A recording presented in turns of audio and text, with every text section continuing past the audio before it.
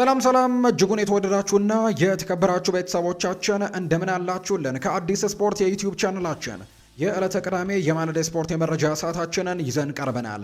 ዛሬ በርካቶች በጉጉት የሚጠበቁት የፍጻሜ ጨዋታ ይደረጋል። የ2025-26 የውድድር ዓመት የአውሮፓ ቻምፒየንስ ሊግ የፍጻሜ ጨዋታ ዛሬ ልክ ምሽት 1 ሰዓት ሲል በአርሰናልና በፓሪስ ሳን ዠርሜን መካከል ይደረጋል። በሃንጋሪ ቡዳፔስት ፑሽካሽ አሬና ላይ ነው የፍጻሜው ጨዋታ የሚደረገው። በርካቶች በጉጉት ይጠብቁታል። አርሰናል ለሁለተኛ ጊዜ ነው ዛሬ ለፍጻሜ የሚደርሰው። ከዚህ በፊት 2006 ላይ ከባርሴሎና ጋር የፍጻሜ ጨዋታ አድርጎ እንደነበር እናስታውሳለን። ዛሬ ደግሞ ከፓሪስ ሳን ዠርሜን ጋር ሌላኛውን የፍጻሜ ጨዋታ ለማሸነፍ እንዲሁ ሜዳ ላይ የሚቀርብ ይሆናል። በአንጻሩ ፓሪስ ሳን ዠርሜን አምና የፍጻሜው ዋንጫ ያሸነፈው እንደነበር እናስታውሳለን። አምና በፍጻሜው ኢንተር ሚላንን 5-0 በማሸነፍ ነበር የአውሮፓ ቻምፒየንስ ሊግን ማሸነፍ የቻለው። ዛሬም የሉዊስ ኤንሪኬ ቡድን ጨዋታውን የማሸነፍ ግምቶች እየተሰጡት ይገኛሉ። የዛሬውን ጨዋታ የውጤት ግምቶቻችሁን ማን ያሸንፋል፣ ማንስ ዋንጫውን ያሳካል የሚለውን የእናንተን የውጤት ግምቶቻችሁን ስምና አድራሻችሁን እየጠቀሳችሁ ኮሜንት ቦክስ ላይ ልታጋሩን ትችላላችሁ። እኛን ግን እያደመጣችሁን ስለሆነ ከልብ አድርገን እናመሰግናለን። ቪዲዮአችንን ላይክ፣ ቻናላችንን ሰብስክራይብ እያደረጋችሁ ቆይታችሁን ከኛ ጋር እንድታደርጉ በአክብሮት እንጋብዛለን። ማንቸስተር ዩናይትድ፣ አርሰናል፣ ቸልሲ፣ ሊቨርፑል፣ ማንቸስተር ሲቲ እንዲሁ ደግሞ ሌሎችንም የአውሮፓ ታላላቅ ክለቦችን የተመለከቱ ስፖርታዊና የዝውውር ጉዳዮችን እያነሳን ቆይታን እናደርጋለን። እስከ ፕሮግራማችን ፍጻሜ አብራችሁኝ እንድትቆዩ በአክብሮት ጋበዝኩኝ። ከመሸጋገሪያ በኋላ እንገናኛለን። አብራችሁኝ ቆዩ።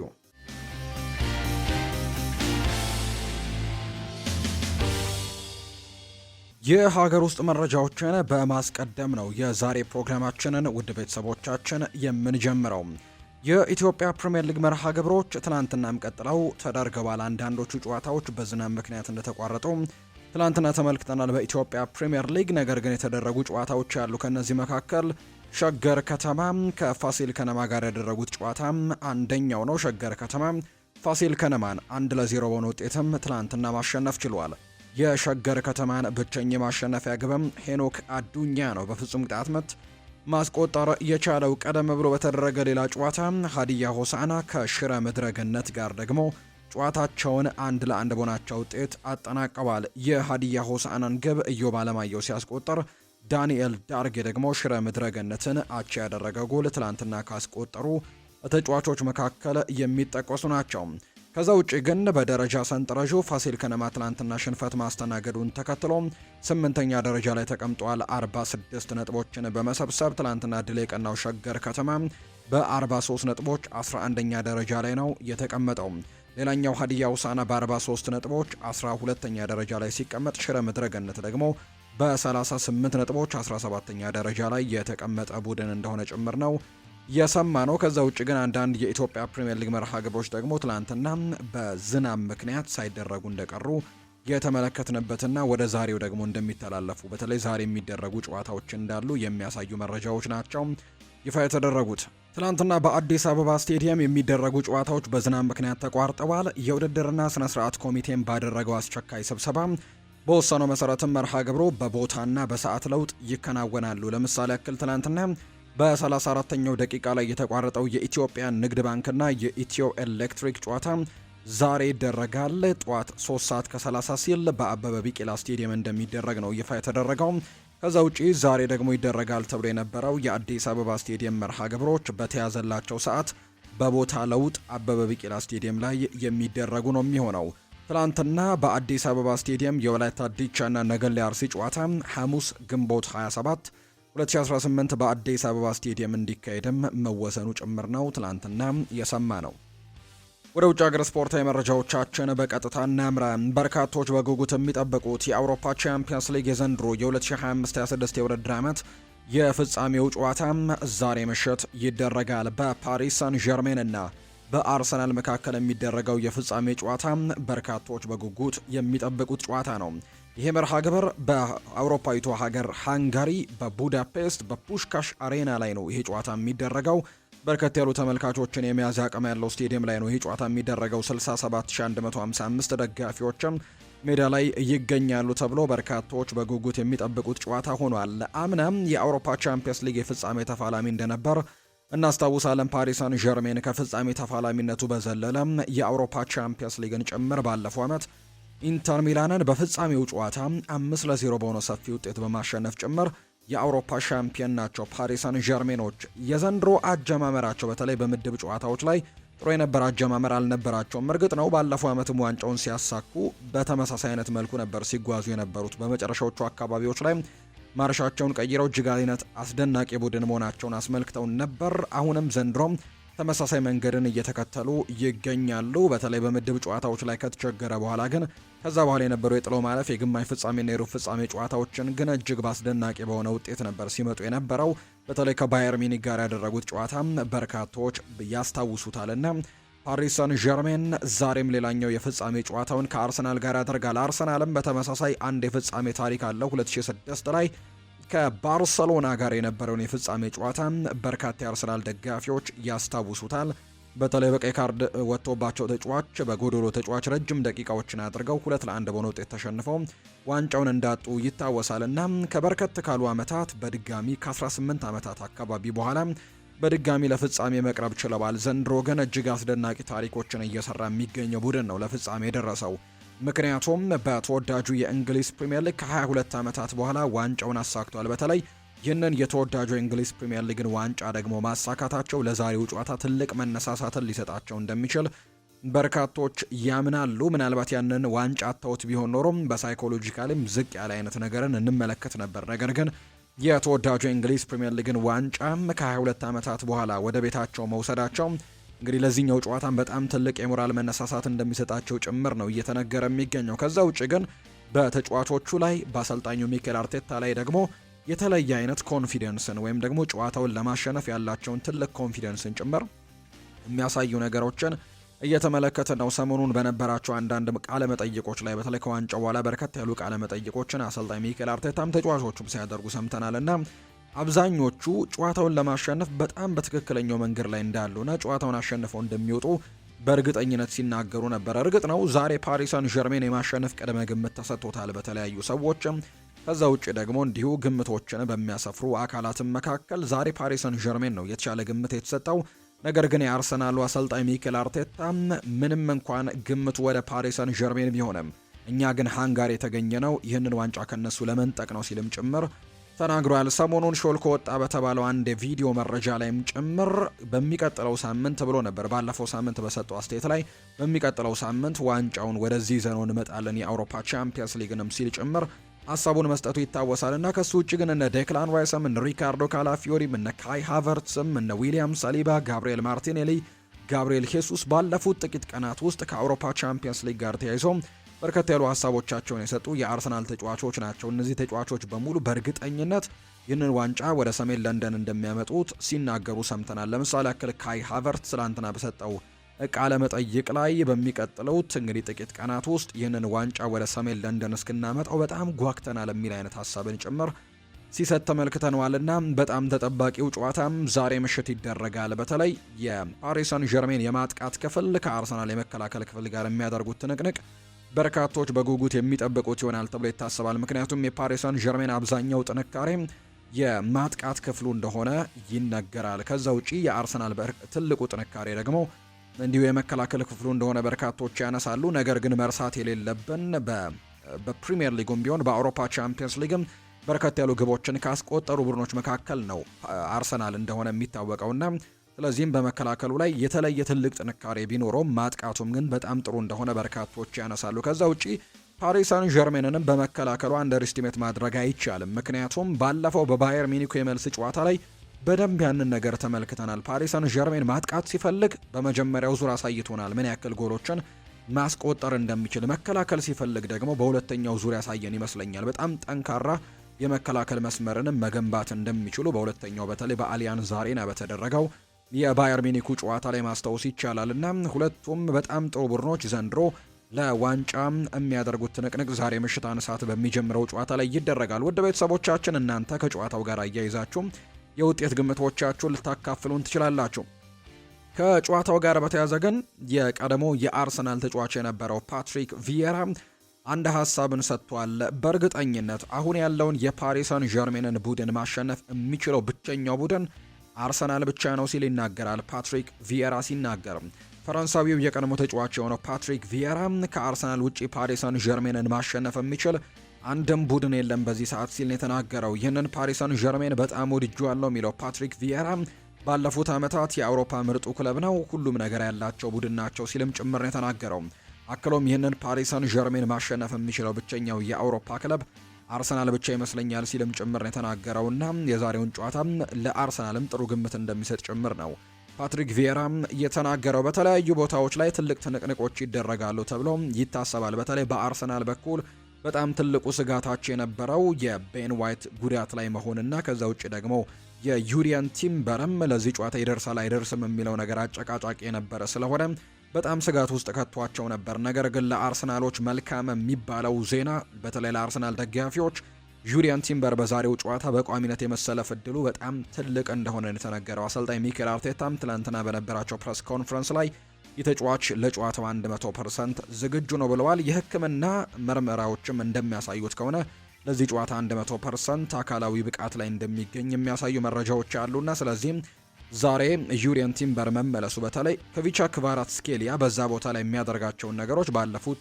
ጊዜያቶች በደንብ አይተናልና ለዚህ የሚሆን ተጫዋች ወይም ደግሞ ለኪቪቻ ክቫራትስኬሊያ ፍጥነት፣ ለኪቪቻ ክቫራትስኬሊያ ቴክኒካል ብቃት እንግዲህ የሚሆን አይነት የተከላካይ ስፍራ ተጫዋች ይፈልጉ ነበር። በተለይ የቤን ዋይት እና የክሪስቲያን ሞስኩዌራ ጉዳይ እጅጉን ሲያሳስባቸው እንደነበር ይታወሳል። የዩሪያን ቲምበር መመለስ ግን ለአርሰናል ደጋፊዎች የተሻለ ጥቅምን ይሰጣል ብሎ ነው የሚታመነው።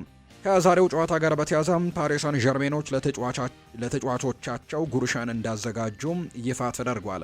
የአውሮፓ ቻምፒየንስ ሊግ የፍጻሜ ተፋላሚ የሆነው ፓሪስ ሰን ዠርሜን ዛሬ ለተጫዋቾቹ ማሸነፍ የሚችሉ ጉርሻ አዘጋጅቶላቸዋል።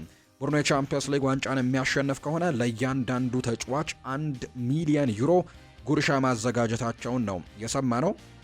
በአውሮፓ ቻምፒየንስ ሊግ ውድድር የተካፈለ ተጫዋች እኩል እንግዲህ ድርሻውን እንደሚያገኝ ነው ሌኪፕ የተባለው የፈረንሳይ የመረጃ ተቋም ይፋ ያደረገው። ቋሚም ይሁን ቋምም አይሆን በአውሮፓ ቻምፒየንስ ሊግ የተሳተፈም የፓሪስ ሰን ዠርሜን ተጫዋች ሁሉ ይህንን ጉርሻ እንደሚያገኝ ይፋ ተደርጓል።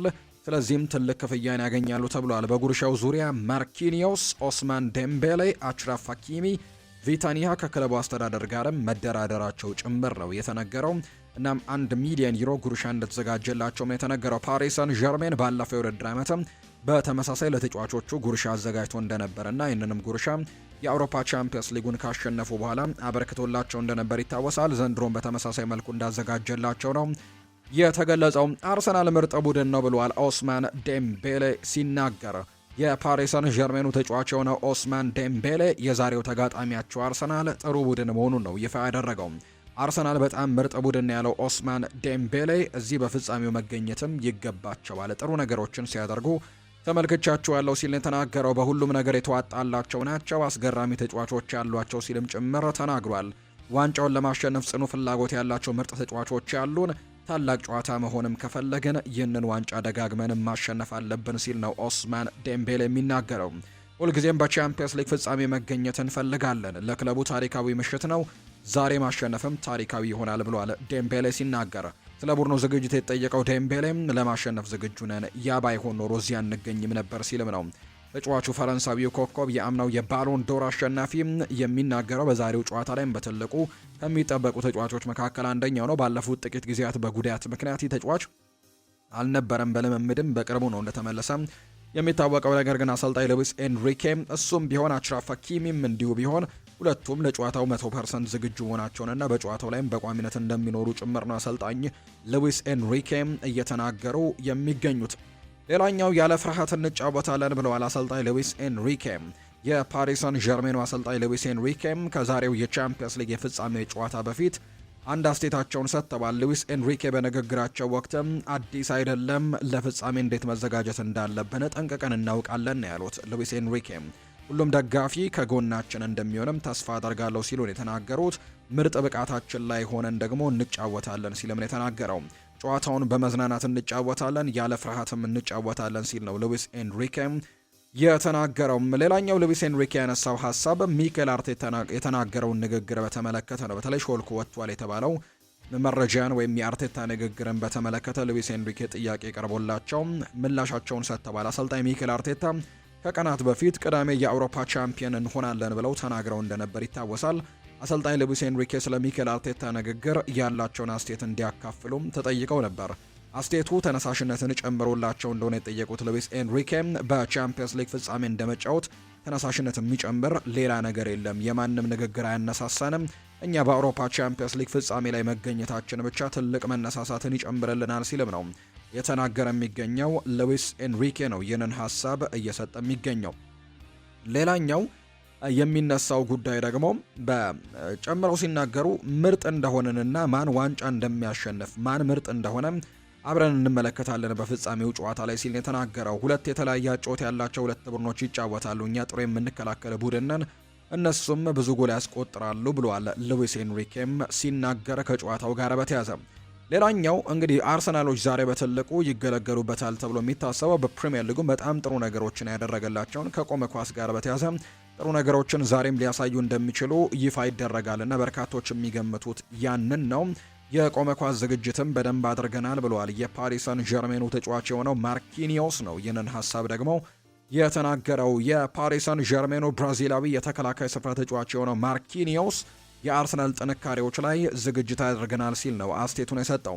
ስለ ቆመ ኳስ የተጠየቀው ማርኪኒዮስ በዚያ ጨዋታ ላይ በደንብ ሰልጥነናል፣ ከዚህ በፊትም አይተናቸው እናውቃለን ሲልም ጭምር ነው የተናገረው። አክሎም በጨዋታው ምን እንደሚፈጠር አናውቅም፣ ስለዚህም በሁሉም መልኩ ደግሞ እንዘጋጃለን ሲል ነው ማርኪኒዮስ ከዛሬው ጨዋታ ጋር አያይዘው ሀሳቡን እየሰጠ የሚገኘው። እነዚህ እንግዲህ በፓሪስ ሰን ዠርሜን በኩል ሀሳቦቻቸውን የሰጡና ከዛሬው ጨዋታ ጋር በተያያዘ ያላቸውን እንዲሁ ነገሮችን ያካፈሉ ሰዎች ናቸው። በአርሰናል በኩል ጁሪየን ቲምበር ሀሳቡን ሰጥቷል። የቆመ ኳስ መጠቀም ብቃት ነው፣ አያሳፍረንም ሲልም ጭምር ነው የተናገረው። የአርሰናሉ የመስመር ተሰላፊ የሆነው ጁሪየን ቲምበር ቡድናቸው የፓሪስ ሰን ዠርሜንን ጥንካሬ ጠንቅቆ እንደሚያውቅ ነው የሚናገረው። አርሰናል ከዚህ በፊት ከፓሪስ ሰን ዠርሜን ጋር መጫወቱን ያስታወሰው ቲምበር የእነሱን ጥንካሬ በደንብ እናውቀዋለን ብሏል። አክሎም ፕሪሚየር ሊጉን ማሸነፍ ጥሩ ስሜት ፈጥሮልናል፣ ዛሬ ደግሞ ለሁሉም ሰው የተለየ ቀን እናደርጋለን ሲልም ነው ጁሪየን ቲምበር የሚናገረው። በቆመ ኳስ ምክንያት ስለሚደርስባቸው ትችት የተጠየቀው ጁሪየን ቲምበር ተጫዋቾቹ ይሄ ነገር በፍጹም አያበሳጨንም፣ ስለዚህ በጥንካሬያችን እንቀጥላለን ያለው ይሄ የኛ ጥንካሬ ነው ሲልም ነው በስራ ውጤት የመጣ መሆኑን ያስረዳው። ቲምበር ትችቱ እንደማያበሳጨው ጭምር እየተናገረም የሚገኘው። ሌላኛው ካፕቴን ማርቲን ኦዴጋርድ ነው ሀሳቡን የሰጠው። የዋንጫ ጣዕም ልዩ እንደሆነ አውቀናል ብሏል። ፕሪሚየር ሊጉን ካሸነፉ በኋላ የተለየ ስሜት እንደተሰማውም ጭምር ነው የተናገረው። የአርሰናል አምበል ማርቲን ኦዴጋርድ ሲናገር ለፍጻሜው ጨዋታ ዝግጁ ነን ሲልም ጭምር ነው ከጨዋታው በፊት አስተያየቱን የተናገረው። ማን እንደሆነን እናውቃለን የሚለው ኦዴጋርድ ከጥሩ ቡድን ጋር እንጫወታለን፣ ትልቅ ጨዋታ ነው፣ ነገር ግን ዝግጁ ነን ሲልም ጭምር ነው የተናገረው። አክለውም ጨዋታውን ማሸነፍ እንፈልጋለን ያለው ማርቲን ኦዴጋርድ ዋንጫውን ከፍ አድርገን ስናነሳ ምን ያክል አስደናቂ እንደሆነም እናውቃለን ብሏል። ጨዋታው ምናልባት ወደ መለያ ፍጹም ቅጣት ምቶች ካመራ በሚልም ዝግጅት አድርገናል ብሏል ማርቲን ኦዴጋርድ ሲናገር። ሚኬል አርቴታ ከጨዋታው ጋር አያይዞ ሰፋ ያሉ ሀሳቦችን እንዲሁ አንስቷል። ጁሪየን ቲምበር ዝግጁ ነው፣ ጨዋታውንም ለመጀመር 100% ብቁ ነው ብሏል። አሰልጣኝ ሚኬል አርቴታ ኖኒ ማንዱዌኬም በተመሳሳይ ለዛሬው ጨዋታ ዝግጁ እንደሆነ ነው አሰልጣኝ ሚኬል አርቴታ የተናገረው። የፓሪስ ሰን ዠርሜን እያንዳንዱ እንቅስቃሴያቸውን አጥንተናል፣ ለጨዋታውም ዝግጁ ነን ብለዋል አርቴታ ሲናገር። አርቴታ ስለ ቋሚ 11ም ሲናገር ሁሉም ተጫዋች የዛሬው ጨዋታ ላይ መሳተፍ እንደሚፈልጉ አውቃለሁ፣ እኛም አላማችን የሚረዱንን ቋሚ 11ዎችን መምረጥ ነው ሲልም ነው አርቴታ የተናገረው። ስለ ባለፈው ዓመት የፓሪስ ሰን ዠርሜን ጨዋታም ሲናገር አርቴታ ያን ጊዜ እድለ ቢሶች ነበረን ካደረግነው ሙከራ አንጻር፣ አሁን ግን ሁሉም ነገር ተቀይሯል፣ በዛሬው ጨዋታ ላይ እንዲሁ ምታታዊ ይሆናል ሲልም ጭምር ነው የተናገረው። የፕሪሚየር ሊግ ዋንጫ በቂ እንደሆነ ሲጠየቅም አይ ሌሎች ዋንጫዎችንም መጨመር እንፈልጋለን ያለው አርቴታ ምኞታችን የበለጠ ነው፣ የመጀመሪያውን ዋንጫ አሸንፈናል፣ ሁለተኛውንም እንፈልጋለን። ይህ ዋንጫ ትልቅ ግቦቻችንን ለማሳካትም መነሻ ነጥብ መሆን አለበት፣ እናም ቡድኑን ያንን ማድረግ ይችላል፣ ተጫዋቾቹ ያንን ደግሞ ማሳካት እንደምንችል ሙሉ እምነት እንዲኖራቸው እፈልጋለሁ ሲል ነው ሚኬል አርቴታ ከዛሬው የፓሪስ ሰን ዠርሜን ጨዋታ በፊት ትላንትና በነበረው የፕሬስ ኮንፈረንስ ላይ ሀሳቡን የሰጠው።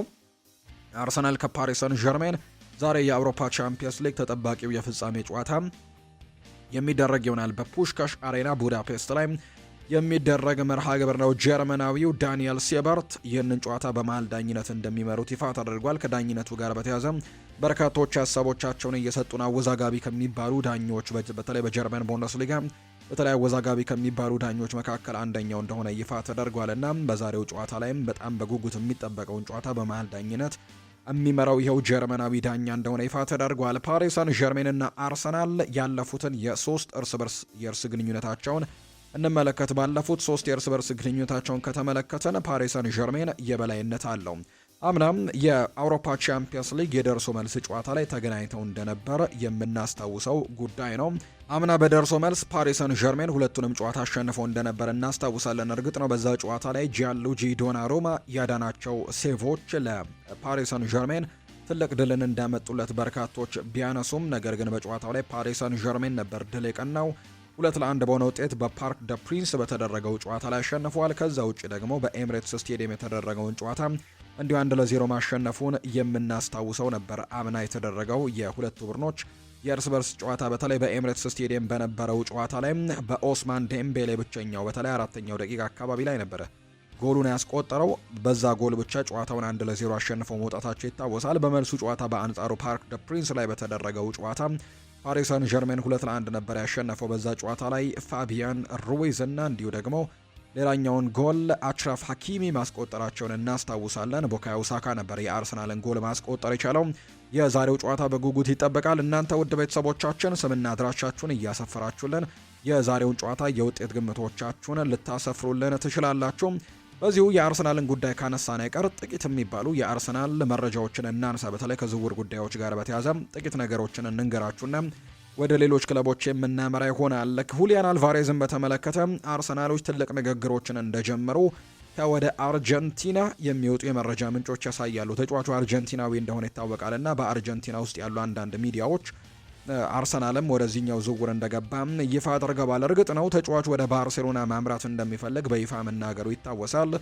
ነገር ግን ከባርሴሎናና አትሌቲኮ ማድሪድ ግን አንዳንድ ሰጣ ገባዎች ውስጥ ገብተዋል። በኋላ ላይ ከባርሴሎና መረጃዎች ጋር ስናነሳ በስፋት የምንመለከተው ጉዳይ ነው። በተለይ ትላንት አትሌቲኮ ማድሪድ ያወጣው ይፋዊ መግለጫ በርካቶችን እያዝናና ይገኛል። እሱንም ጉዳይ እንነግራችኋለን። ነገር ግን አርሰናሎች አርጀንቲናዊውን ተጫዋች ሁሊያን አልቫሬዝን በዚህ ክረምት ለማስፈረም እንቅስቃሴዎችን እንደሚያደርጉ ነው እየተጠበቀ የሚገኘው። ባርሴሎና ትልቁ መዳረሻው ሊሆን እንደሚችል ይገመታል። ነገር ግን ከነሱ ውጭ ግን ፓሪስ ሰን ዠርሜን እና አርሰናልም ሁሊያን አልቫሬዝን እንደሚፈልጉ ነው አትሌቲኮ ማድሪድ ከጥር ወር ጀምሮ እንደሚያውቅ መረጃው የወጣው። አርሰናል አሁን ላይ አትሌቲኮ ማድሪድን ማነጋገር መጀመራቸውን ነው የአርጀንቲና መገናኛ ብዙሃን ይፋ ያደረጉት።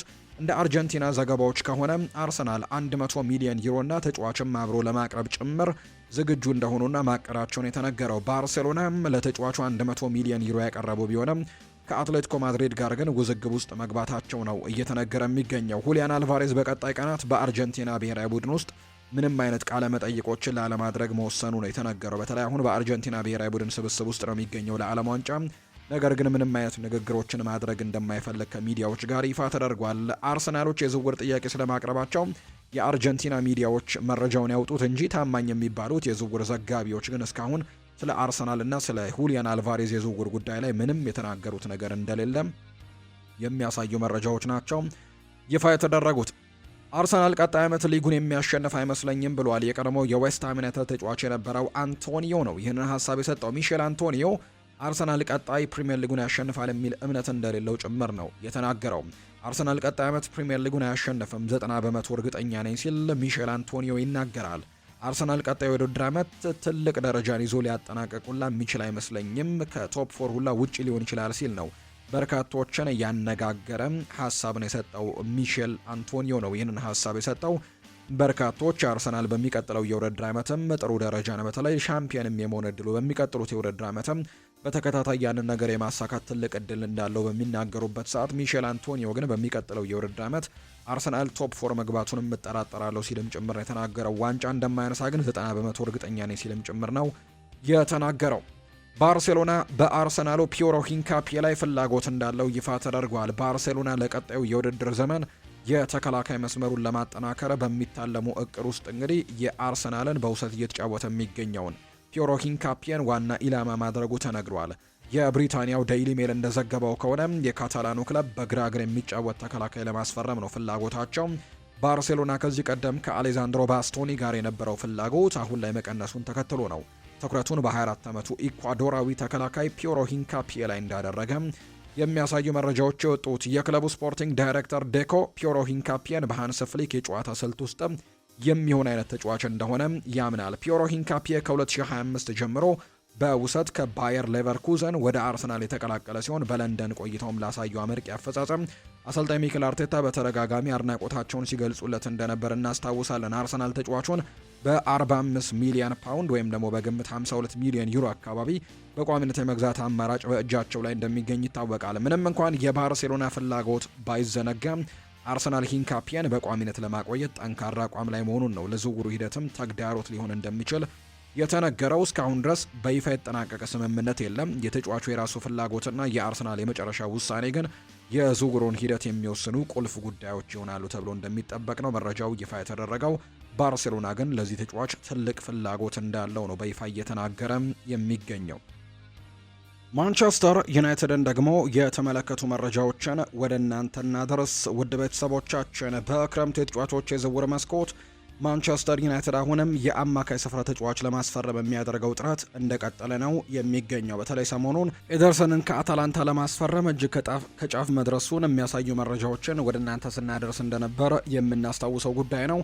አሁንም ቢሆን ማንቸስተር ዩናይትዶች የተለያዩ ተጫዋቾችን በዚህ የዝውውር መስኮት ለማስፈረም እንቅስቃሴዎችን ያደርጋሉ ተብሎ ይታሰባል። አሁን ላይ ማንቸስተር ኢቭኒንግ ኒውስ የተባለው የመረጃ ምንጭ ይፋ እንዳደረገው ከሆነ ማቲዮስ ፈርናንዴስ በማንቸስተር ዩናይትድ ቤት እስከ 2031 የሚያቆየውን የ5 ዓመታት ኮንትራት ለመፈራረም በግል ከስምምነት ደርሷል የሚል አይነት መረጃን ይፋ አድርጓል። ትልልቆቹ የሚባሉት የዝውውር ዘጋቢዎች ይፋ እንዳላደረጉት እስካሁን የተረጋገጠ ነገር እንደሌለው፣ ነገር ግን ክለብ ከክለብ ጋር ሳይሆን ንግግሩ የተደረገው ተጫዋቹ በግሉ መስማማቱን ወይም ደግሞ ከማንቸስተር ዩናይትድ ጋር መቀጠል እንደሚፈልግና ወደ ማንቸስተር ዩናይትድ መምጣት እንደሚፈልግ በግሉ ለዩናይትዶች ጥሩ ነገሮችን እንደሰጣቸውና የ5 ዓመት ኮንትራትን መፈረም እንደሚፈልግ ጭምር በግል ደረጃ ከስምምነት እንደደረሰ የሚያሳዩ ነገሮች ያሉ። ከክለቡ ጋር መደበኛ ንግግሮች ይጀመራሉ ተብሎ ይታሰባል። ማንቸስተር ዩናይትድ የተጫዋቹን ፍላጎት ከተረዱ በኋላ ወደ ክለቡ እንደሚያመሩና ከክለቡ ጋርም ትልቅ ድርድሮችን እንደሚያደርጉ ነው የሚጠበቀው። በተለይ ዌስትሃም ዩናይትድ በሚቀጥለው የውድድር ዓመት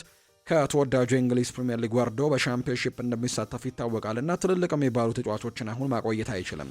በተለይ ከፋይናንሻል ነገሮች ጋርም በተያዘ ወሳኝ የሚባሉ ተጫዋቾችን የግድ መልቀቅ ይኖርበታል እና ትልቅ ገንዘቦችን መሰብሰብ ይጠበቅበታል። በዛ ምክንያትም ይህንን ተጫዋች ሊለቁት እንደሆነ የሚያሳዩ መረጃዎችም በትልቁ እየወጡ ነው። ምናልባት በፕሪምየር ሊጉ ቆይቶ ቢሆን ኖሮ እስከ 80 ሚሊዮን ፓውንድም ጭምር ሊያስወጣቸው እንደሚችል ይታወቃል ማንቸስተር ዩናይትዶችን። ነገር ግን አሁን ላይ ቡድኑ ዌስትሃም ዩናይትድ ከፕሪምየር ሊጉ መውረዱን ማረጋገጡን ተከትሎ በሚቀጥለው ክረምት የተጫዋቾች የዝውውር መስኮት እስከ 60 ሚሊዮን ፓውንድ አካባቢ ወጥቶበት ወደ ማንቸስተር ዩናይትድ ሊመጣ እንደሚችል የሚያሳዩ መረጃዎች ናቸው የወጡት። ስለዚህ ማቲዮስ ፈርናንዴስን ለማስፈረም ዩናይትዶች እንቅስቃሴ ያደርጋሉ ተብሎ ነው የሚጠበቀው። ሌላኛው ደሰን የተባለው የመረጃ ምንጭ ይፋ ያደረገው ጉዳይ ደግሞ ከካርሎስ ባሌባ ጋር የተያዙ ጉዳዮችን ነው። ማንቸስተር ዩናይትዶች በተለይ እንደ አምኖ አይነት ፍላጎት ዘንድሮ የላቸውም። በፕሪሚየር ሊጉ ዘንድሮ አንዳንድ በወጡ መረጃዎች መሰረት በፕሪሚየር ሊጉ ዘንድሮ አቋማቸው ከወረዱ ተጫዋቾች መካከል በደረጃ ሰንጠረዡ ትልቅ ደረጃ ላይ የተቀመጠ ተጫዋች እንደሆነ ወይም ደግሞ በትልቁ አቋም የወረደ ተጫዋች ከሆኑ ተጫዋቾች መካከል አንደኛው እንደሆነ ይፋ ሲደረግ እንደነበረ የምናስታውሰው ጉዳይ ነውና በዚህ ምክንያት ማንቸስተር ዩናይትዶች በዚህ የውድድር ዓመት ምናልባት ይህንን ተጫዋች የማስፈረም እድላቸው በጣም ቀዝቀዝ ያለበት ምክንያትም ያ እንደሆነ እየተገለጸ ይገኛል። ከዛ ውጭ ደግሞ ብራይተን ኤንድ ሆቭ አልቢዮን እዚህ ተጫዋች ላይ የለጠፉበት ዋጋ ደግሞ ማንቸስተር ዩናይትድ ተጫዋቹ ካለበት አቋም ጋር የሚጣጣም ነው ብሎ እንደማያምን ጭምር ነው የተነገረውና ዘሰን ትላንትና ይፋ እንዳደረገው ከሆነ ዩናይትድ በዝውውር ሂሳቡ ምክንያት በባሌባ ላይ የነበራቸው ፍላጎት አሁን እየተቀዛቀዘ እንደመጣና ሌሎች የአማካይ ስፍራ አማራጮቻቸው ላይ በትኩረት መንቀሳቀስን እንደሚፈልጉ ነው እየተናገረ የሚገኘው። ማንቸስተር ዩናይትድ ላለፉት 2 ዓመታት ገቢው እየቀነሰ መቆየቱ እንደነበረ ተነግሯል። በተለይ የአውሮፓ ቻምፒየንስ ሊግ ተሳታፊ ያለመሆኑን ተከትሎ ባለፉት 2 ዓመታት ገቢው ቀንሶ ነበር። ነገር ግን ዘንድሮ ወደ ቻምፒየንስ ሊግ መመለሱን ምክንያት በማድረግ የቀጣዩ የበጀት ዓመት 2026-27 የበጀት ዓመት ከ800 ሚሊዮን ፓውንድ በላይ ጠቅላላ ገቢ ሊያገኝ ይችላል ተብሎ ይታሰባል። በዚህ ምክንያትም በአሁኑ ወቅት በዝውውር ገበያው ላይ ንቁ ተሳትፎን ማድረግ በሚያስችለው አቋም ላይም እንደሚገኝ ጭምር ነው ሳይመን ስቶን መረጃውን እያጋራ የሚገኘውና ዩናይትድ ዘንድሮ ወደ አውሮፓ ቻምፒየንስ ሊግ መመለሳቸው ጥሩ ተጫዋቾችን እንዲያዘዋውሩም የተሻለ ገንዘብም ጭምር ወይም ፋይናንሻሊም ጥሩ እንደሚሆኑ ጭምር የሚያሳዩ መረጃዎች ይኖራሉና ስለዚህ በሚቀጥለው የውድድር ዓመት ራሳቸውን ለማጠናከር በትልቁ እየተንቀሳቀሱ ነው የሚገኙት። ባርሴሎናዎች አንቶኒ ጎርደንን ማስፈረማቸውን ተከትሎ ትላንትና ማረጋገጣቸው ይፋ ተደርጓል። በኋላ ላይ ከባርሴሎና ጉዳዮች ጋር በስፋት እናነሳዋለን። አንቶኒ ጎርደን የባርሴሎና ተጫዋች መሆኑን መረጋገጡን ተከትሎ ከዛ ውጪ ሁሊያን አልቫሬዝንም የሚያስፈርሙ ከሆነ ማርከስ ራሽፎርድን በባርሴሎና ቤት የመቆየት እድል እንደሌለው የሚያሳዩ መረጃዎች ሲወጡ ነበር። ስለዚህም አንቶኒ ጎርደን ወደ ባርሴሎና ማምራቱን ተከትለው የተለያዩ ክለቦች አሁን ማርከስ ራሽፎርድን ለማስፈረም ጥያቄ ለማቅረብ ዝግጁ ናቸው ተብሏል። ባየር ሚኒክ ይህንን ተጫዋች ለማስፈረም ፍላጎት ካላቸው ክለቦች መካከል ይገኝበታል። በተለይ በክረምቱ አንቶኒ ጎርደንን ለማስፈረም ትልቅ ፍላጎት የነበረው ሌላኛው የአውሮፓ ትልቁ ቡድን ባየር ሚኒክ እንደነበር እናስታውሳለን። ነገር ግን ባየር ሚኒክ ተጫዋቹን በባርሴሎና ተነጥቋልና በዚህ ምክንያትም ማርከስ ራሽፎርድን ለሉዊስ ዲያስ ተጠባባቂ አድርጎ ለማምጣትም ሙከራዎችን ሊያደርግ እንደሚችል ይፋ ተደርጓል። ከዛ ውጪ ግን አንዳንድ የመረጃ ምንጮች ደግሞ ምናልባት የማንቸስተር ዩናይትዱን ማርከስ ራሽፎርድን ከአርሰናል ጋር የሚያሳየው ወይም የሚያገናኙ አይነት መረጃዎችን ይፋ ሲያደርጉ ተመልክተናል። ያን ያክል ታማኝ የሚባሉ የመረጃ ምንጮች አይደሉም። ነገር ግን ማንቸስተር ዩናይትዶች የማንቸስተር ዩናይትዱ ተጫዋች ማርከስ ራሽፎርድን አርሰናል ይመለከተዋል የሚል አይነት ሀሳብን ሲያወጡ ተመልክተናል። ነገር ግን ዩናይትዶች የፕሪሚየር ሊግ ተቀናቃኛቸውን ማጠናከር ስለማይፈልጉ ማርከስ ራሽፎርድን ለአርሰናል የመሸጥ ትልቅ እድል ይኖራቸዋል ተብሎ አይታሰብም። ምናልባት በጣም ከበድ ያለ ጥሩ ገንዘቦችን ካላቀረቡላቸው በስተቀር ተቀናቃኛቸውን የማጠንከር ፍላጎት እንደሌላቸው ነው የተነገረው። አርሰናልም በትክክል እዚህ ተጫዋች ላይ ትልቅ ፍላጎት አለው ወይ በጥያቄ ምልክት ውስጥ የሚገባ ጉዳይ ነው። ሌሎች ኢላማዎቻቸውን ይፈልጋሉ ተብሎ ይታሰባል። በተለይ አርሰናሎች በሚቀጥሉት የውድድር ዓመታትም በፕሪሚየር ሊጉም በአውሮፓ ውድድሮች ላይም በትልቁ ለመቆየት አሁንም ቡድናቸውን ለማጠናከር እንደሚሰሩ የሚታወቅ ጉዳይ ነው። የማንቸስተር ዩናይትድ የወሩ ምርጥ ተጫዋች ይፋ ተደርጓል። በዚህ መሰረትም ካፕቴን ብሩኖ ሚጌል ፈርናንዴስ የማንቸስተር ዩናይትድ የዚህ ወርም ምርጡ ተጫዋች ተብሏል። እንግዲህ በአጠቃላይ በዚህ ውድድር ዓመት በርከት ያሉ ሽልማቶችን በግሉ ጠራርጎ እየወሰደ እንዳለ ይታወቃል። ሌላኛውንም ሽልማት ግን ትላንትና ማሸነፍ የቻለበትን ነገር ነው የተመለከትነው። በአሰልጣኝ ማይክል ካሪክ የሚመራው የማንቸስተር ዩናይትድ ቡድን የወርሃ ግንቦት የወሩ ምርጥ ተጫዋቻቸውን ይፋ አድርገዋል። በዚህ መሰረትም ብሩኖ ሚጌል ፈርናንዴዝ የወሩ ምርጥ ተጫዋች ተብሎ እንደተመረጠ የሚያሳዩ መረጃዎች ናቸው ይፋ የተደረጉት። ብሩኖ ፈርናንዴስ በወሩ ለማንቸስተር ዩናይትድ ባደረጋቸው ጨዋታዎች 1 ጎል አስቆጥሮ 2 አሲስቶችን ደግሞ ማድረግ ችሏል። ፈርናንዴስ በውድድር ዓመቱ ለሶስተኛ ጊዜ ነው የክለቡ የወሩ ምርጥ ተጫዋች ሲባል። ከዚህ በፊት ብሩኖ ፈርናንዴስ በሴፕቴምበር ወር በፈረንጆቹ አቆጣጠር ማለት ነው በሴፕቴምበር ወር፣ ከዛ ውጪ በማርችና በዚህኛው ወር በሜይ ደግሞ በአጠቃላይ ብሩኖ ፈርናንዴዝ በዚህ የውድድር ዓመት 3 ጊዜ ማሸነፍ የቻለ ተጫዋች ነው። ከዛ ውጪ ግን ብሪያን ኤምቤሞ 2 ጊዜ ማሸነፍ ችሏል። የኦገስት ወር አሸናፊ ነበር፣ የኦክቶበር ወርም አሸናፊ ነበር። ከነዚህ ተጫዋቾች ውጪ ግን ማታያስ ደሊት፣ አይደን ሄቨን፣ ፓትሪክ ዶርጎ፣ ቤንጃሚን ሼስኮ እና ካሴሚሮ የማንቸስተር ዩናይትድ የወሩ ምርጥ ተጫዋቾች የተባሉበትን ሽልማቶች ያገኙ በዚህ የውድድር ዓመት እነዚህ ተጫዋቾች ናቸው። ውድ ቤተሰቦቻችን አሁን ደግሞ የቸልሲ መረጃዎችን ወደ እናንተ እናደርስ። ቸልሲ ኤንዞ ፈርናንዴዝ መልቀቅ እንደሚፈልግ ጠንቅቀው ያውቃሉ። ነገር ግን ለመሸጥ እንደማይጣደፉ ነው ዘገባዎች እያሳዩ የሚገኙት። ከገዢ ክለቦች ቢያንስ እስከ 120 ሚሊዮን ፓውንድ ለዚህ ተጫዋች ክፍያ እንደሚፈልጉ ነው የተነገረው። ይህን ያክል ገንዘብ ለተጫዋቹ ለማውጣት ፍቃደኛ የሆኑ ክለቦች ምናልባት ማንቸስተር ሲቲ፣ ፓሪስ ሰን ዠርሜን እና ሪያል ማድሪድ እዚህ ተጫዋች ላይ ሊንቀሳቀሱ እንደሚችሉ ይታመናል። ነገር ግን ገንዘቡ ከፍ ያለ እንደሆነ በርካቶች ያምናል። ሪያል ማድሪድ በኤንዞ ፈርናንዴዝ ላይ ፍላጎት ከፍተኛ እንዳላቸው ጭምር ነው እየተነገረ የሚገኘው። በብር ካልተስማሙ ተጫዋችም እንዲሁ ከገንዘብ ጋር የሚጨመር ስምምነትን ሊያቀርቡ እንደሚችሉ ተነግሯል። በተለይ ቻቪ አሎንዞ በሪያል ማድሪድ በነበረበት ጊዜ የአርዳ ጉሌር ትልቅ አድናቂ እንደነበር ስለሚያውቁ አርዳ ጉሌርን በስምምነት ውስጥ ሊያካትቱት እንደሚችሉ ይነገራል። ነገር ግን ታዳጊ ኮከባቸው ነው፣ የመልቀቅ ፍላጎትም ላይኖረው እንደሚችል ጭምር እየተነገረ ነው። ነገር ግን ማድሪዶች ኤንዞ ፈርናንዴዝን ለማስፈረም እንቅስቃሴዎችን እንደሚያደርጉ ነው የሚጠበቀው። ኤንዞ ፈርናንዴዝ ቸልሲ በመሰረቱ መሸጥ የማይፈልጉት ተጫዋች እንደሆነ ግን ይታወቃል። ነገር ግን የራሱ ዋጋ እንዳለው ይታመናል። አንድ ክለብ 120 ሚሊዮን ፓውንዶችን ቢያቀርብ ቸልሲ በቁም ነገር እያሰቡበታል ተብሎ ነው የሚታሰበው። ሪያል ማድሪድም እየተከታተሉት ይገኛሉ። ፕሬዚደንት ፍሎሬንቲኖ ፔሬስ የተጫዋቹ ትልቅ ደጋፊ እንደሆኑ ጭምር ነው እየተነገረ የሚገኘው።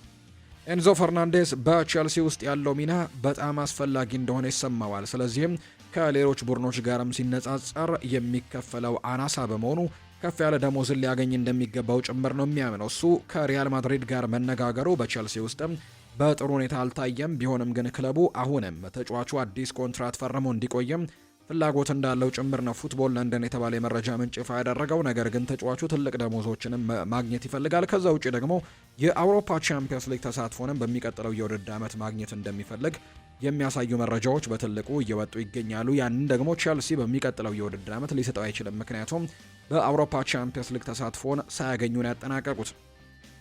ኒኮላ ጃክሰን ወደ ቼልሲ ተመልሷል ተብሏል። የጀርመኑ ክለብ ባየር ሚኒክ ኒኮላ ጃክሰንን ወደ ክለቡ ቼልሲ መመለሱን በይፋ አስታውቋል። ሴኔጋላዊው አጥቂ ኒኮላ ጃክሰን በተጠናቀቀው የውድድር ዓመት በባየር ሚኒክ በውሰት ማሳለፉ የሚታወስ ጉዳይ ነው። ባየር ሚኒክ ተጫዋቹን በቋሚነት ላለማቆየት መወሰናቸው ይታወቃል። ባየር ሚኒክ ኒኮላ ጃክሰንን በ65 ሚሊዮን ዩሮ በቋሚነት የማስፈረም አማራጭ ነበራቸው። ነገር ግን ይህንን ተጫዋች በቋሚነት የማስፈረም ምንም አይነት ፍላጎት ስላልነበራቸው ተጫዋቹ ወደ ክለቡ እንዲመለስ መደረጉን የሚያሳዩ መረጃዎች ናቸው ይፋ የተደረጉት። የሊቨርፑል ጉዳይን እንመልከት። ለዶሚኒክ ሶቦስላይ የኮንትራት ድርድር ተጀምሯል በሊቨርፑል ቤት። ነገር ግን አሁን ባለው መረጃ መሰረት የተደረሰ ምንም አይነት ስምምነት የለም። በተለይ ሊቨርፑሎች ባለፉት ጥቂት ጊዜያት ከኮንትራት ጋር በተያያዘ የሰሩትን ስህተት በድጋሚ እዚህ ተጫዋች ላይ መድገም አይፈልጉም። ትሬንት አሌክዛንደር አርኖልድን በነፃ ማጣታቸው ይታወሳል። ኢብራሂማ ኮናቴንም አሁን በነፃ እንደሚለቁት እየተጠበቀ ይገኛልና እንደዚህ አይነት ስህተቶችን በድጋሚ መስራት አይፈልጉም። ስለዚህ ለዶሚኒክ ሶቦስላይ ቶሎ ኮንትራቱን እንዲያራዝምም ድርድሮች እንደጀመሩለት ነው ይፋ የተደረገው።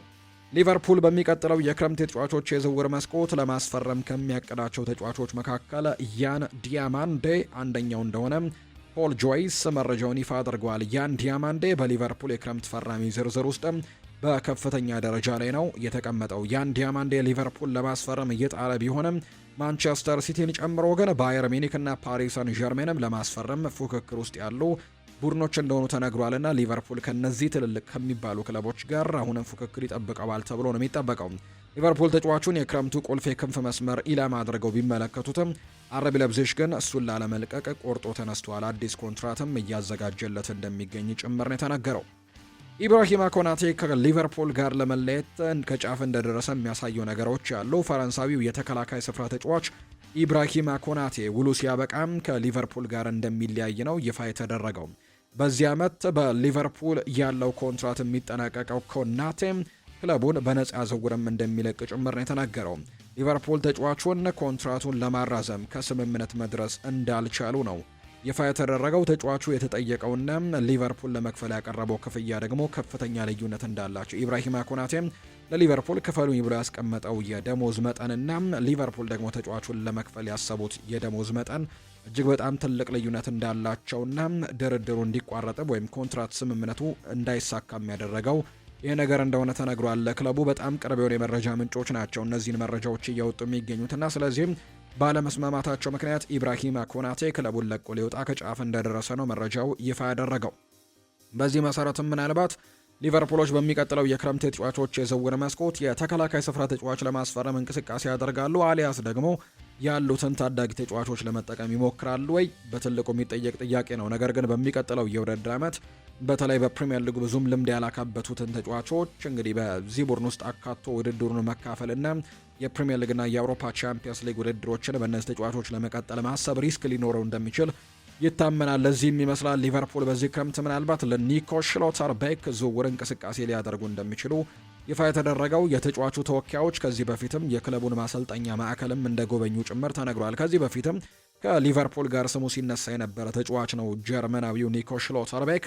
አሁንም እንግዲህ በድጋሚ እዚህ ተጫዋች ላይ እንቅስቃሴዎችን ሊያደርጉ ይችላሉ ተብሎ ይታሰባል። በተለይ የኢብራሂማ ኮናቴ ጉዳይ በቶሎ እንዲወስኑ ሊያደርጋቸው ይችላል። ከዚህ የበለጠ ደግሞ የሚስበው ጉዳይ ሽሎተርቤክና ወኪሉ በአዲሱ ውል ውስጥ 50ና 60 ሚሊዮን ዩሮ የመልቀቂያ ገንዘብ እንዲካተት ማድረጋቸው ነው። ይህ ግን ለሶስት ክለቦች ብቻ የሚሰራ ነው። እሱም ለሊቨርፑል፣ ለሪያል ማድሪድ እና አንድ ስሙ ላልተገለጸ ክለብ።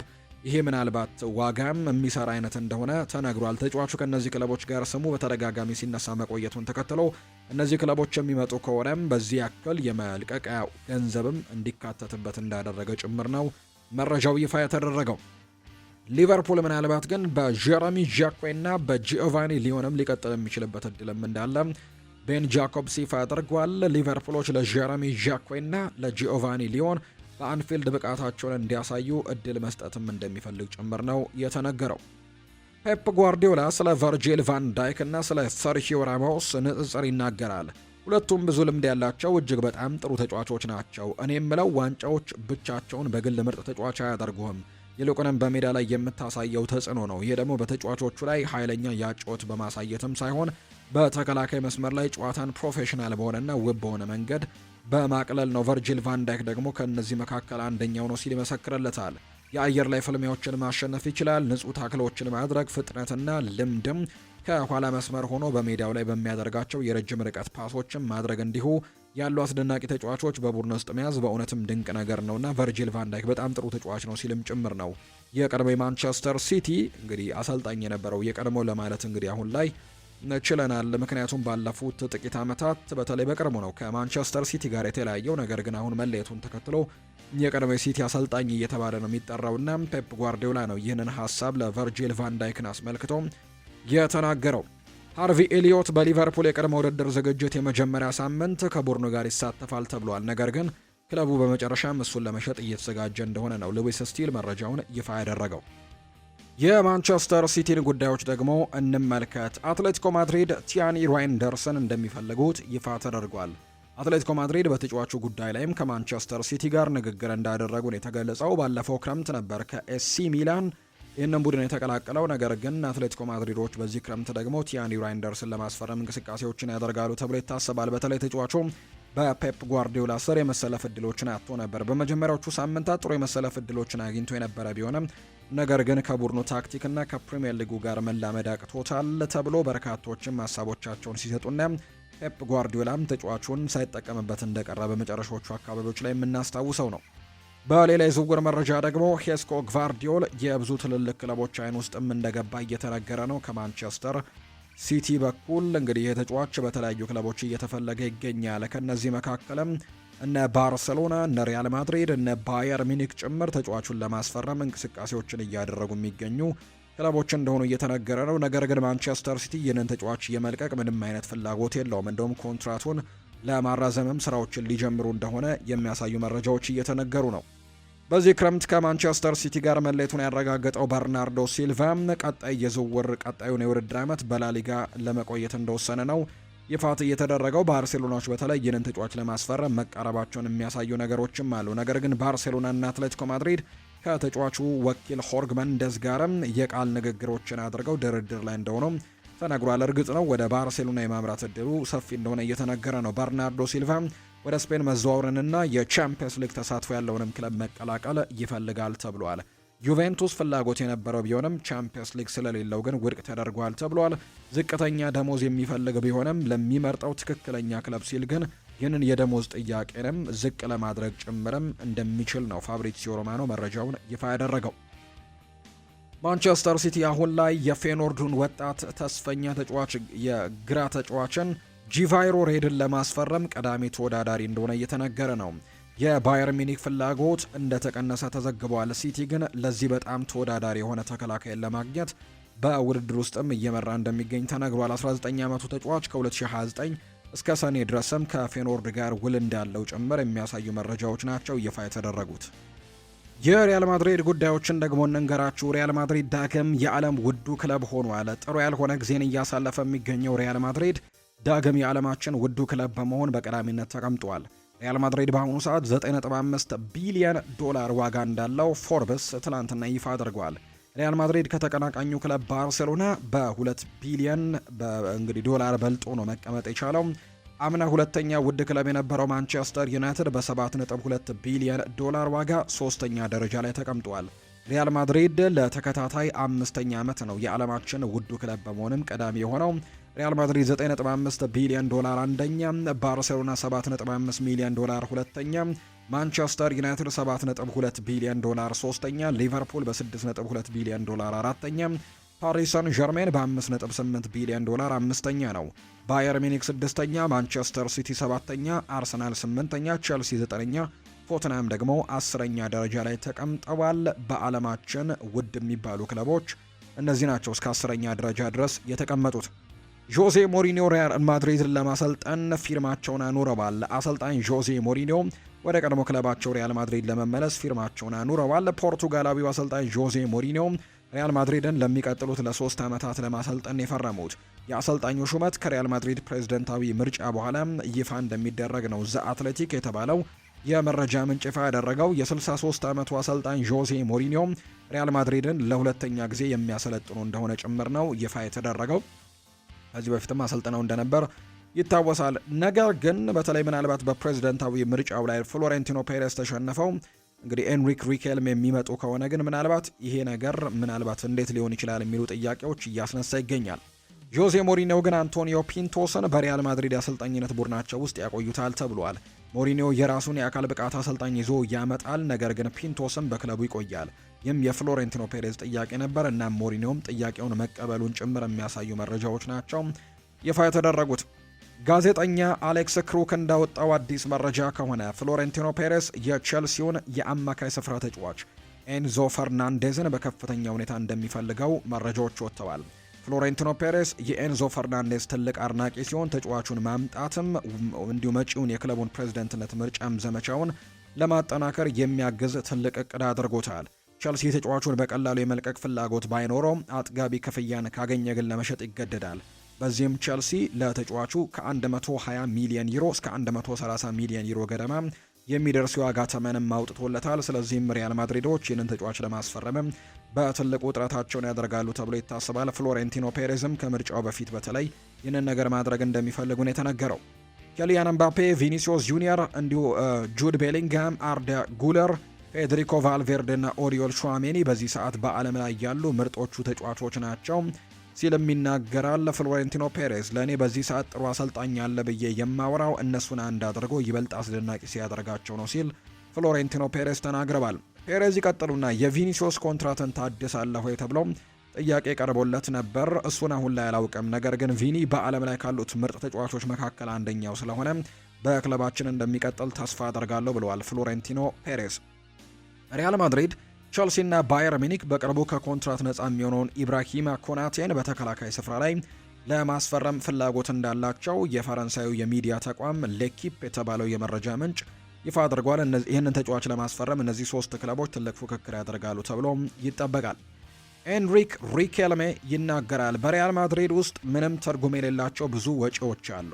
በክለብ ውስጥ ከ40 በላይ ሰዎች አሉ። እነሱም ተጫዋቾች ወይም አሰልጣኞች ሳይሆኑ የኮርፖሬት ስራ አስፈጻሚዎች ብቻ ናቸው። እያንዳንዳቸው በአመት ከ1 ሚሊዮን ዩሮ በላይ ገቢ ይከፈላቸዋል። ያስቡት፣ ያልኩት ከ40 ሰዎች በላይ ናቸው። ዋና ዳይሬክተሩ በአመት ከ10 ሚሊዮን ዩሮ በላይ ገቢ ይከፈለዋል። አርኤምቲቪ ወይም ሪያል ማድሪድ ቴሌቪዥን ጣቢያ 45 ሚሊዮን ዩሮ በጀት ተሰጥቶታል። ነገር ግን 0.1 የታዳሚ ድርሻ የላቸውም። እነዚህ አሰራሮችን በማስተካከል ብቻ በአመት 140 ሚሊዮን ገንዘብ ለሌላ በጀትም ማዋል ይቻላል ሲልም ጭምር ነው ኤንሪክ ሪኬልም የተናገረው። በፕሬዝደንታዊ ምርጫው ላይ የፍሎሬንቲኖ ፔሬዝ ተፎካካሪ እንደሆነ የሚታወቅ ጉዳይ ነው። የባርሴሎናን ጉዳይ የምንንገራችሁ። ባርሴሎና በይፋ ተጫዋች ትላንትና አስፈርመዋል። የካታላኑ ክለብ ባርሴሎና አንቶኒ ጎርደንን ነው ከኒውካስል ዩናይትድ ማስፈረማቸውን በይፋ ያስታወቁት። ባርሴሎና ተጫዋቹን በ80 ሚሊዮን ዩሮ የዝውውር ሂሳብ ማስፈረማቸው ይፋ ተደርጓል። ኒውካስል ዩናይትድ ከተጫዋቹ የወደፊት ሽያጭም የፐርሰንት ድርሻ እንደሚኖራቸው ጭምር የተነገረው። አንቶኒ ጎርደን በባርሴሎና ቤት የ5 ዓመታት ኮንትራትን ፈርመዋል። አንቶኒ ጎርደን በአሰልጣኝ ሃንስ ፍሊክ ስር የፈረመ ውዱ የባርሴሎና ተጫዋችም እንደሆነ ጭምር ነው የተነገረው። ባርሴሎና የዓለም ምርጡ ክለብ ነው ብለዋል አንቶኒ ጎርደን ሲናገር። ባርሴሎናን የተቀላቀለው እንግሊዛዊው ተጫዋች አንቶኒ ጎርደን በአዲሱ ክለቡ አቀባበል እንደተደረገለት ተገልጿል። በአቀባበል ዝግጅቱ ላይ አስተያየቱን የሰጠው አንቶኒ ጎርደን ለዚህ ፈተና ዝግጁ ነኝ ሲልም ነው በስፓኒሽ ቋንቋ የተናገረው። አክሎም ባርሴሎና ለሁሉም ሰው ምን ያክል ትርጉም እንዳለው አውቃለሁ ያለው ጎርደን ለዓለም ምርጡ ክለብ ለመጫወትም ዝግጁ ነኝ ብሏል አንቶኒ ጎርደን። ባርሴሎና እንደፈለገኝ ስሰማ ነው መቀላቀል የፈለግኩት፣ ዝውውሩ በ2 ቀናት ነው የተጠናቀቀው ሲልም ነው አንቶኒ ጎርደን የተናገረው። አያይዘውም ለባርሴሎና መጫወት የልጅነት ህልሜ ነው፣ እዚህ ደግሞ በመሆኔ በጣም ተደስቻለሁ ሲልም ጭምር ይፋ አድርጓል። ባርሴሎና እንዴት ተጫዋቹን አስፈረመው የሚል ጥያቄ ይነሳል። በተለይ በፋይናንሻል ጉዳይ ላይ በጣም ችግር ውስጥ እንዳሉ ይታወቃል ባርሴሎናዎችና፣ ነገር ግን ይህንን ተጫዋች አስፈርመዋል። ከዛ ውጭ ደግሞ ሌላኛውንም ተጫዋች ለማስፈረም በተለይ የሁሊያን አልቫሬዝንም ዝውውር ለማጠናቀቅ በጣም ትልቅ እድል እንዳላቸው ይነገራል እና እንዴት እነዚህን ዝውውሮች ለማድረግ ሞከረ የሚል አይነት ጥያቄዎች ይነሳሉ። የካታላኑ ክለብ ባርሴሎና አንቶኒ ጎርደንን በ80 ሚሊዮን ዩሮ ነው ያስፈረሙት። የፋይናንስ ችግር የነበረበት ባርሴሎና ትልቅ ዝውውሮችን ሲያደርግ ከ2022 በኋላ ለመጀመሪያ ጊዜ ነው። ባርሴሎና ባለፉት ጥቂት ወራት ውስጥ ከላሊጋው ጋር በቅርበት ሲወያይ እንደነበር ነው የተነገረው። በኋላ ላይ ላሊጋው በሊጉ የደሞዝ ክፍያ ገደብ ደንብ አንጻር ባርሴሎና ጥሩ ሁኔታ ላይ እንዳለ ማሳወቁ ተነግሯል። ይህም የሆነው ባርሴሎና በቅርቡ በከፈተው አዲሱ ካምፕ ኑ ስቴዲየም ምክንያት መሆኑን የተነገረው። የካምፕ ኑ ስቴዲየም ቪአይፒ ወንበሮች ሽያጭ ክለቡ የፋይናንስ ሁኔታውን እንዲያስተካክልም እንደረዳውን የተነገረው። በተጨማሪም እንደ ሮበርት ሌቫንዶስኪ አይነት ትልቅ ተጫዋቾች ቡድኑን መልቀቃቸው የደሞዝ ክፍተቱንም በመስጠት እንደጠቀማቸው ጭምር ተናግሯል እና በዚህ ምክንያት ነው ተጫዋቾችን ለማስፈረም ትልቅ እድሎችን እንዳገኘ በባርሴሎና በኩል መረጃውን እየሰማን የምንገኘው። ባርሴሎና ይፋዊ የዝውውር ጥያቄንም እንዲሁ አቅርበዋል ተብሏል። የካታላኑ ክለብ ባርሴሎና ሁሊያን አልቫሬዝን ለማስፈረም ይፋዊ የዝውውር ጥያቄን ማቅረቡ ተነግሯል። ባርሴሎና ለተጫዋቹ ዝውውር 100 ሚሊዮን ዩሮ የመጀመሪያ የዝውውር ሂሳብን ያቀረቡት ባርሴሎና ባቀረበው የመክፈቻ የዝውውር ሂሳብ ተጫዋቾች ወይም ተጨማሪ ክፍያን እንዳላካተተን የተነገረው። አትሌቲኮ ማድሪድ በሁኔታው ደስተኛ ለመሆናቸውን ፋብሪዚዮ ሮማኖ ይፋ አድርጓል። አርጀንቲናዊው ተጫዋች ሁሊያን አልቫሬስ አትሌቲኮ ማድሪድን መልቀቅ እንደሚፈልግ ማሳወቁ የተነገረ ጉዳይ ነው። ነገር ግን በባርሴሎናና በአትሌቲኮ ማድሪድ መካከል ግን የተለያዩ ሰጣ ገባዎችን እየተመለከትን እንገኛለን። አሁን ላይ በተለይ አትሌቲኮ ማድሪድ ባርሴሎና ይፋዊ ጥያቄዎችን ካቀረበ በኋላ ለሁሊያን አልቫሬስ ይፋዊ ጥያቄዎችንና ድርድሮችን ካቀረበ በኋላ ለአትሌቲኮ ማድሪድ ያወጡት መግለጫ በርካቶችን ያስገረመ ሆኗል። ባርሴሎና ሁሊያን አልቫሬዝን ለማስፈረም ለአትሌቲኮ ማድሪድ 100 ሚሊዮን ዩሮ ማቅረቡ ይታወሳል። አትሌቲኮ ማድሪድ በበኩሉ እየተፈጠረ ባለው ነገር ደስተኛ እንዳልሆኑም ገልጸንላችሁ ነበርና ይፋዊ መግለጫን አውጥተዋል። ከደቂቃዎች በፊት አትሌቲኮ ማድሪድ ይፋዊ መግለጫ አለ ጠብቁ ሲሉ እንግዲህ አጭር ጽሑፍን በኤክስ ወይም በትዊተር በምንለው የቀድሞ በአሁኑ በኤክስ ማህበራዊ ትስስር ገጻቸው ላይ አጋርተው ነበር። ክለቡ ደግሞ ያልተለመደ መግለጫን ነው በይፋዊ የኤክስ ማህበራዊ ትስስር ገጻቸው ላይ የለጠፉት። ይህም እንግዲህ ያሉት ምንድነው? ክለቡ ለመግለጫው ማያያዣ የባርሴሎና ሁለት ተጫዋቾችን ተጠቅሟል። ላሚን ያማልና ፔድሪን ነው የአትሌቲኮ ማድሪድን ማሊያ አልብሰው እንግዲህ የሚያሳይ ምስልን የተጠቀሙት። ክለቡ ደግሞ ያሰፈረው ጽሑፍ ደግሞ ሂር ዊ ጎ የሚልንም በፋብሪዚዮ ሮማኖ የምናውቃትን ቃል ተጠቅመዋል። አትሌቲኮ ማድሪዶች ለባርሴሎና የዝውውር ጥያቄ አቅርበናል፣ ለእነዚህ ሁለት ተጫዋቾች ለላሚን ያማልና ለፔድሪ ሂር ዊ ጎ የሚልንም ፖስት ጭምር ነው ያደረጉት። አክለው የሚጨምሩበትና ያቀረብነው 4 የነገ ኮንሰርት ትኬት፣ የኤቢሲ አመታዊ ክፍያና 2 ከረጢት የሱፍ ፍሬ ነው። እንግዲህ ምላሹን እንጠብቃለን ሲልም ነው አትሌቲኮ ማድሪድ ቀልድ አዘል ነገርን በባርሴሎና መግለጫ ያወጡትና በርካቶችን እያስገረመ ይገኛል። አትሌቲኮ ማድሪድ ለባርሴሎና የሰጠው ምላሽና ደስተኛ እንዳልሆኑ በሁሊያን አልቫሬስ ወደ ባርሴሎና ሊያደርግ ስለሚችለው ዝውውር ደስተኛ እንዳልሆኑ ጭምር ነው የተነገረው። የርገን ክሎፕ የቀድሞ የሊቨርፑል አሰልጣኝ የአልኢቲሃድ የህልም ኢላማ ናቸው ተብሏል። የቀድሞውን የሊቨርፑል አሰልጣኝ ወደ ሳዑዲ አረቢያ ለማምጣት እውነተኛ ፍላጎት አላቸው። ነገር ግን ፍራንቼስኮ ኮንሴሳኦ ከስራ ቢለቁም በየርገን ክሎፕና በክለቡ የሚደረገው ንግግር ግን ምንም እያደገ አይደለም። ወደ ሳዑዲ ለማምጣት ግን ሙከራዎችን እያደረጉ ነው አልኢቲሃዶች። አልኢቲሃድ የርገን ክሎፕን ማሳመን ፈጽሞ የማይቻል ነገር እንደሆነ ይሰማቸዋል። እሱም በሬድቡል ደስተኛ እንደሆነ ይናገራል። የክለቡ የውስጥ አካላትም ከክሎፕ ጋር አንድ ቀን ተስማሚ ቀጠሮ ይዘው ቢነጋገሩ ደግሞ እሺ እንደሚል ያምናሉ። ነገር ግን ስምምነቱ አስቸጋሪ ነው እና ማንኛውም የላቀ ውይይት እንደሚደረግ የሚጠቁሙ ሀሳቦች ግን አሁን ላይ ውድቅ እንደተደረጉ ነው ቤን ጃኮብስ የተባለው የመረጃ ምንጭም ይፋ እያደረገም የሚገኘው። የተወደዳችሁና የተከበራችሁ ቤተሰቦቻችን ለዛሬ ያዝንላችሁ አዳዲስ ስፖርታዊ ጉዳዮቻችን እነዚህን ነው የሚመስሉት። ስላደመጣችሁን፣ ስለተከታተላችሁን፣ ቆይታችሁን ከኛ ጋርም ስላደረጋችሁ እጅጉን ከልብ አድርገን እናመሰግናለን። ፏድ ባህሩ የዛሬውን ፕሮግራም እየመራው ከእናንተ ጋር ቆይታን አድርግ ያለው የተለያዩ ርዕሰ ጉዳዮችን ያካፈልንበት የዛሬ ፕሮግራማችን ይህን ይመስል ነበር። ቆይታችሁን ከኛ ጋር ስላደረጋችሁ ከኛ ጋርም ስለነበራችሁ ከልብ አድርገን እናመሰግናለን። በቀጣይ ፕሮግራሞቻችን ሌሎች ስፖርታዊ ጉዳዮችን፣ ሌሎች አዳዲስ መረጃዎችን አካተን በድጋሚ ተመልሰን የምንገናኝ ይሆናል። ፏድ ባህሩ ፕሮግራሙን እየመራው ከእናንተ ጋር ቆይታን አደረግኩኝ። በቀጣይ ፕሮግራሞቻችን የምንገናኝ ይሆናል። መልካም ጊዜ፣ መልካም ደግሞ ቀን እንዲሆንላችሁ ነው በአክብሮት የምመኘው።